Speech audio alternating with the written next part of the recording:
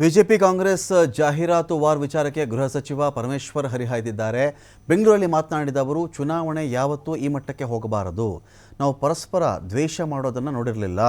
ಪ್ರಧಾನಿಗಳೇ ಧರ್ಮದ ಆಧಾರದ ಮೇಲೆ ಮಾತನಾಡ್ತಾ ಇದ್ದಾರೆ. ಪ್ರಧಾನಿ ಈ ರೀತಿ ಮಾತನಾಡುವುದನ್ನು ನಾನಂತೂ ನೋಡಿರಲಿಲ್ಲ, ಯಾವತ್ತೂ ನೋಡಿರಲಿಲ್ಲ. ಮತಕ್ಕಾಗಿ ದ್ವೇಷದ ಭಾಷಣ ಸರಿಯಲ್ಲ. ಜನ ಯಾವ ರೀತಿ ಇದನ್ನು ತೆಗೆದುಕೊಳ್ತಾರೆ ಎನ್ನುವುದು ಈ ಚುನಾವಣೆಯಲ್ಲಿ ಗೊತ್ತಾಗುತ್ತೆ ಅಂತ ಕೂಡ ಮೋದಿ ವಿರುದ್ಧವಾಗಿ ವಾಗ್ದಾಳಿ ಮಾಡಿದ್ದಾರೆ. ಒಳ್ಳೆ ಬೆಳವಣಿಗೆ ಅಂತ ಅಲ್ಲ ಅಂತ ಹೇಳಿ ನನಗೆ ಅನ್ಸುತ್ತೆ ವೈಯಕ್ತಿಕವಾಗಿ. ಅದರಿಂದ ಜನ ಯಾವ ರೀತಿ ಪ್ರತಿಕ್ರಿಯೆ ಮಾಡ್ತಾರೆ ಅಂತ ಹೇಳಿ ಚುನಾವಣೆಯಲ್ಲಿ ನೋಡಬೇಕಾಗುತ್ತೆ. ಮಟ್ಟಕ್ಕೆ ಒಬ್ಬರನ್ನೊಬ್ಬರು ಪರಸ್ಪರ ದ್ವೇಷ ಮಾಡೋದು, ಹೇಟ್ ಮಾಡೋದು, ಇಂಥದ್ದು ನಾವು ನೋಡಿರಲಿಲ್ಲ. ಪ್ರಧಾನಮಂತ್ರಿಯವರಂಥ ಲೆವೆಲ್ನಲ್ಲಿ ಧರ್ಮದ ಆಧಾರದ ಮೇಲೆ ಮಾತಾಡ್ತಕ್ಕಂಥದ್ದನ್ನು ನಾವು